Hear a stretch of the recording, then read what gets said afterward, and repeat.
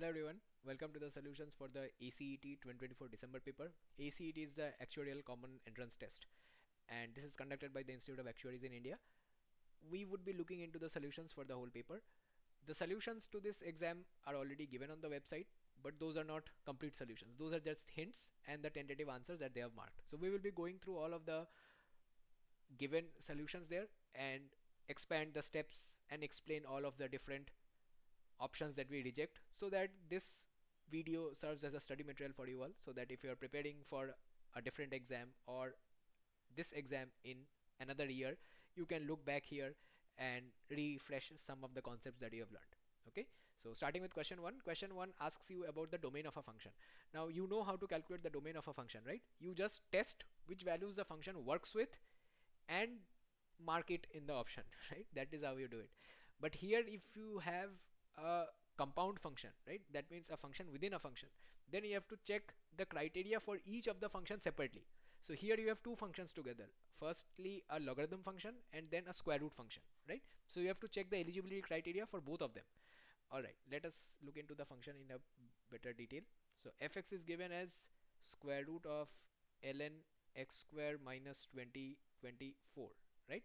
Now the first criteria should be for the logarithm to exist. Now the logarithm will exist. Okay, I hope you know that log e base x is also written as ln x. Okay, so make sure you know that notation. Now for any logarithm function, the definition is the argument should be greater than 0, right? So x square minus 2024 should be greater than 0. This is the condition for the logarithm to exist. So this will imply x square greater than 2024. Okay, now we have the square root function. What happens to the square root function in the real number line? In the real number line, the square root function will take values that are greater than equals to 0. You can have square root of 0, right? Square root of 0 is 0, but you cannot have the square root of any other number that is less than 0. For that you have to go into complex numbers. Okay, we are not going there. So ln of x square minus 2024, this should be greater than equals to 0. Okay, and from this, by the definition of logarithms, so we have log a base x equal to b. This would imply x equal to a to the power b, right? Using this definition of logarithms, this is the fundamental definition. So you would get x square minus 2024 is greater than e to the power 0, right? E to the power 0 is 1, so x square will be greater than 1 plus 2024. This is equal to 2025.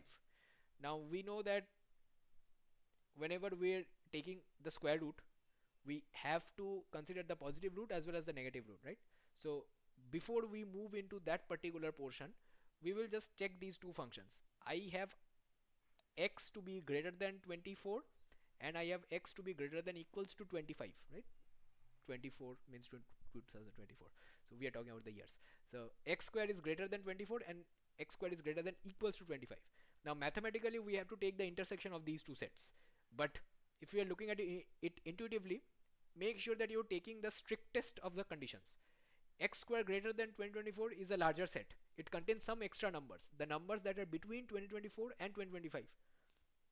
Okay, those numbers get excluded when I check x square to be greater than equals to 2025, right?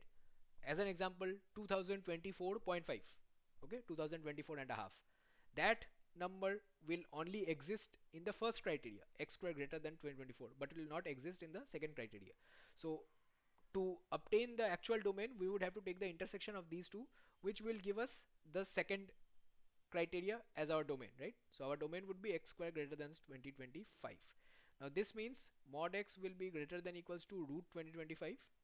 Root 2025 is 45. You should know this because this is a square year, right? 2025 is 45 square and this is a very rare instance. So you would not experience it until 55 square, which would be 3025.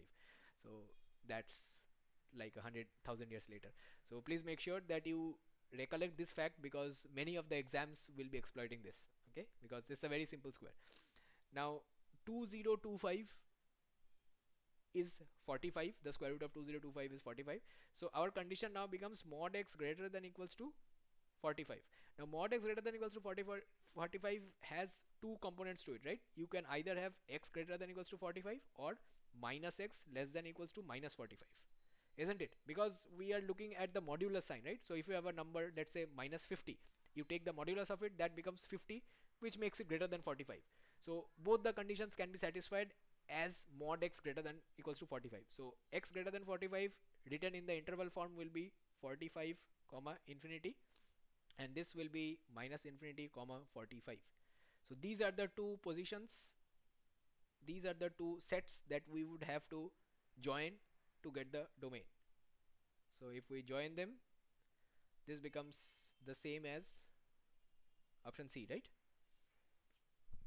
That's it. That will be the correct answer. So I hope you understood step by step how we looked into this problem. If you have a nestled function like this where one function is inside the other one, make sure that you satisfy the domain criteria for both of them and take the strictest of the conditions, or mathematically take the intersection of the two sets.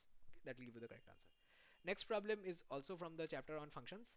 Now here fx is given to be ln x, fine, and gx is given to be x to the power 2024. It says you have to find the interval where exactly one of fog x and gof x. So fog x is f of gx. So f of gx, it is the same as f of gx. So we write it in short as fog x. So fog x is gx inside fx, right? So that will be ln x to the power 2024. Okay, and what is gof x? Gof x will be x ln x to the power 2024. Okay, so what is the criteria for these functions to be stable? So x to the power 2024, this portion should be greater than 0, right? That is the criteria of the logarithm function. That is what we used here also, right? So here also x to the power 2024 greater than 0. Now what could x be? X could either be a negative number or 0 or a positive number, right? So since 2024 is an even number, if you put any negative number, that will change to positive, isn't it? So if you put minus 2 to the power 2024 will be a positive number. So the only pain point of this function is x not equals to 0, right? This function is not defined at x not equals to 0. And what happens to this function? G of fx, g of fx or gof x, that is problematic only at x greater than 0.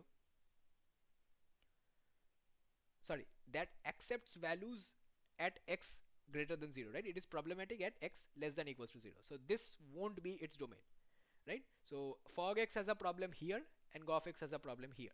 Now we would just look into these intervals and check where exactly one of f of gx, fog x and gof x are defined. So minus infinity to 0. Minus infinity to 0 means, is fog x defined here? No, right? We would just make a table here. So let us make a table, fog, gof, and we would take these options A, B, C, D. Let us check where it is defined. Is fog x defined in A? 0 is included here, right? So this is not. Is g of x defined in this portion? No, right? So neither of them are defined in A. We would have to mark the interval where one of them is defined. Alright, so neither here, so A is wrong. Okay, now B. Minus infinity to 0, but 0 is not there. Is f defined here? F of g? Yes, because 0 is not there, right? The only problem was x should not be equals to 0 and 0 is not here. Fine. Is g defined here? No, right? Because g has a problem in anything that is less than or equals to 0, and the entire interval B is less than 0. So g is not. What about C? C is 0 to infinity, right? Is f defined there? Yes, fine. Is g defined there? Yes, both are defined here. D is 0 to infinity. Is f defined here? No, because 0 is included. Is g defined there? No, because 0 is included. So where is only one of them defined? It is in B, right? So we would mark B.